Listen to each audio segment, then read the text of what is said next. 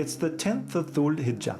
You've traveled back to Mina after praying Fajr in Muzdalifah. Muslims around the world are celebrating Eid al-Adha, but you and your fellow pilgrims have a very busy day ahead. You need to complete 4 rites of Hajj, the order of which is not crucial. They are Rami, or throwing stones at Jamarat al-Aqaba, also called Jamarat al-Kubra, shaving or trimming your hair, making an animal sacrifice, and performing Tawaf al-Ifada.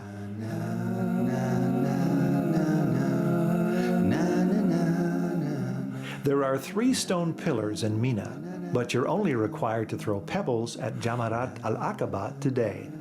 You'll need to take 7 pebbles, make your way over to Jamarat al-Aqaba, and throw them one by one, saying each time, Allahu Akbar. By doing this, you're imitating Prophet Ibrahim when he tried to drive away Shaitan on his way to fulfilling Allah's order to sacrifice his son, Ismail. Imagine Prophet Ibrahim's devotion to Allah while stoning. You'll repeat this act during the next few days.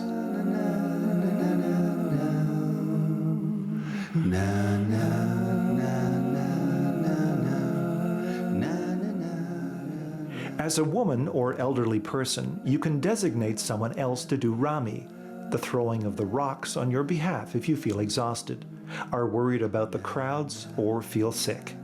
And avoid throwing anything larger than the pebbles you've collected. The pilgrims in front of you will appreciate it. If you run out of pebbles, use what you can find around you.